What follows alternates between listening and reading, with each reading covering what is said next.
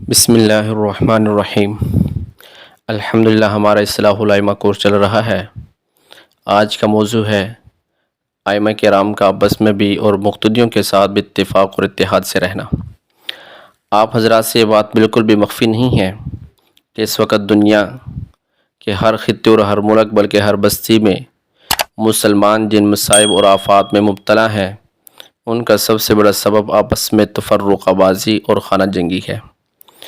اور اس سبب کا بھی سبب یہ ہے کہ اکثر ائمہ کرام و علماء کرام بہت کم ظرفی اور تنگ نظری کا مظاہرہ کر رہے ہیں۔ سینے اور دل اتنے تنگ ہو چکے ہیں کہ کوئی گروہ بھی دوسرے گروہ کو برداشت کرنے کے لیے تیار نہیں ہے۔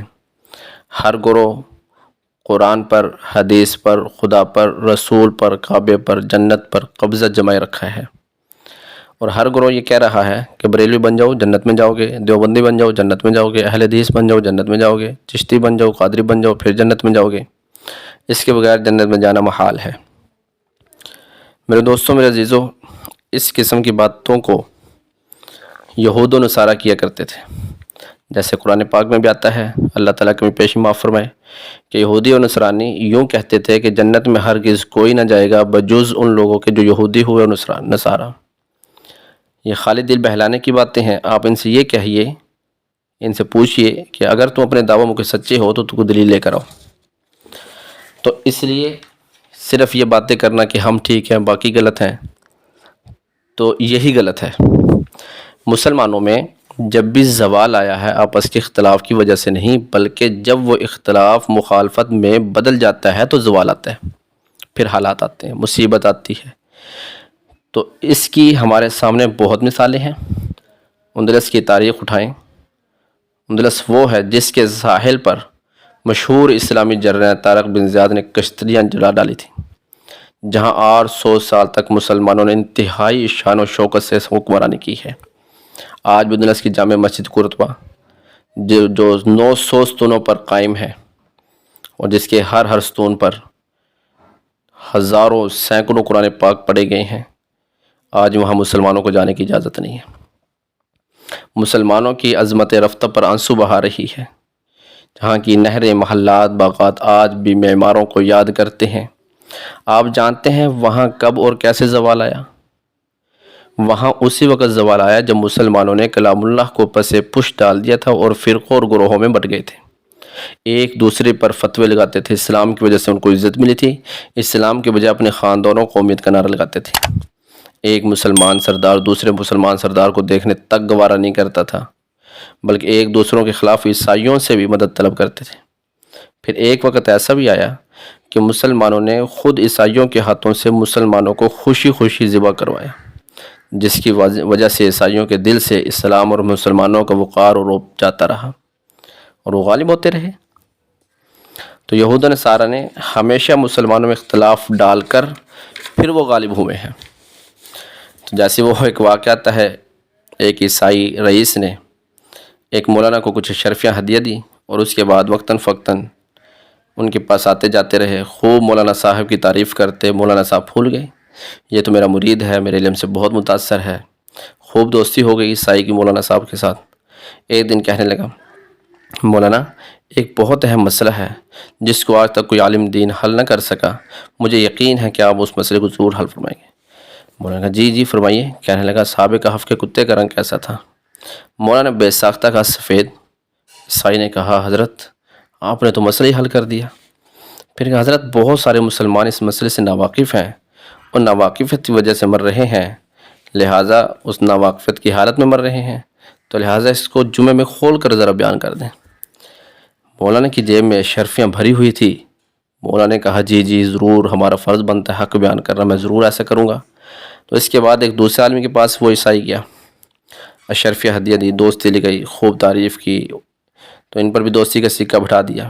پھر ان سے مؤدبانہ گزارش کی کہ حضرت اصحاب کہف کے کتے کا رنگ کیسا تھا؟ تو انہوں نے فوراً اپنی عقل سے کہا کہ کالا رنگ تھا۔ عیسائی نے ان سے بھی خوب وضاحت لی، اور اس کے بعد جو ہے ان کو تیار کیا اس بات پر کہ یہ مسئلہ جو ہے بیان کریں۔ بہت لوگ ناواقف ہیں اس مسئلے سے۔ حضرت نے کہا، ٹھیک ہے جی، ضرور، انشاءاللہ ہمارا فرض بنتا ہے حق بیان کرنا۔ باہر کیف جمعہ یا دونوں علماء نے اس مسئلے کو بیان کیا، ایک نے اپنے دلائل سے کتے کو سفید ثابت کر دیا، دوسرے نے کالا ثابت کر دیا۔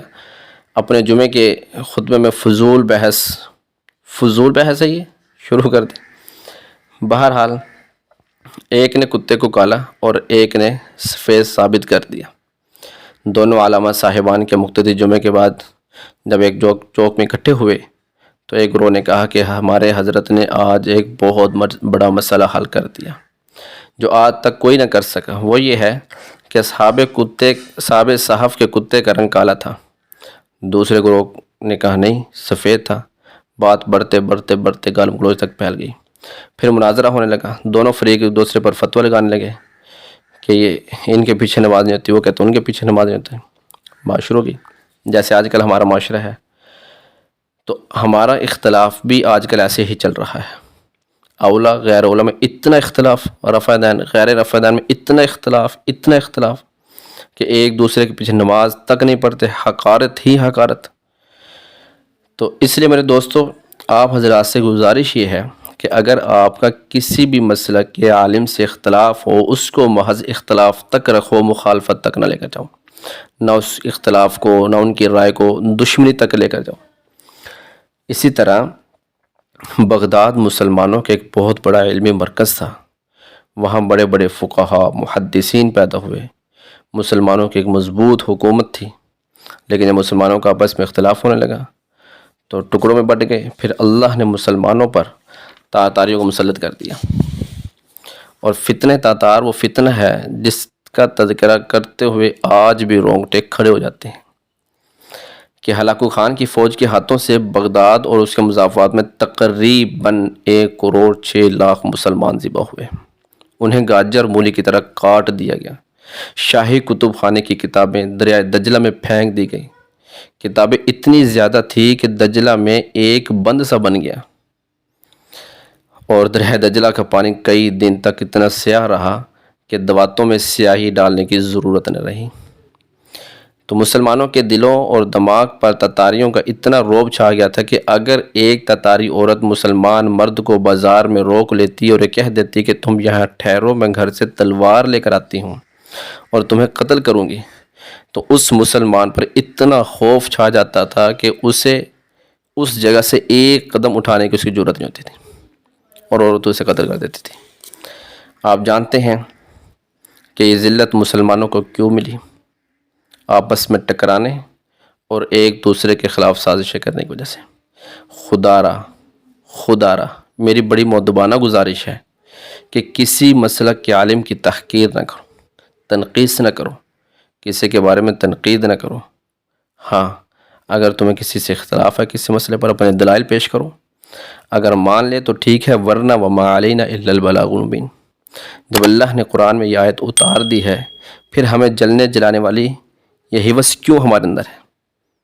ٹھیک ہے، امام غزالی رحمہ اللہ فرماتے ہیں جس طرح شراب ام الخبائث ہے کہ خود ہی بڑا گناہ اور بڑے بڑے جسمانی گناہوں کا ذریعہ بنتی ہے، اسی طرح بحث و مباحثہ، شدید اختلاف، مخالفت، یہ بھی ام الخبائث ہے، خود بھی گناہ ہے، اور اس کے ذریعے بہت سے روحانی جرائم ہوتے ہیں، مثلا حسد، بغض، تکبر، غیبت، دوسرے کے عیوب کا تجسس اور ان کی برائیوں پر خوشی۔ یہ سب وہ محرکات ہیں جن میں باوقار علماء بھی مبتلا ہوتے ہیں، اور یہ معاملہ جب ان کے متبعین تک پہنچتا ہے تو دستوں گریباں تک بات چلی جاتی ہے۔ بہرحال تعلیم و تعلم، دعوت و تبلیغ، جہاد، تصوف، مسجد و مدارس، یہ سب دین کے شعبے ہیں۔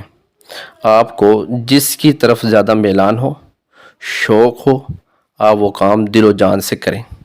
یہی سبق ہمیں حضرت خالد بن ولید، حضرت عبداللہ بن عمر، حضرت حسین، حضرت ابوبکر اور دیگر صحابہ کی زندگی سے ملتا ہے۔ اللہ تعالی ہم سب کو سمجھ کر عمل کرنے کی توفیق عطا فرمائے۔ وما علینا الا البلاغ المبین۔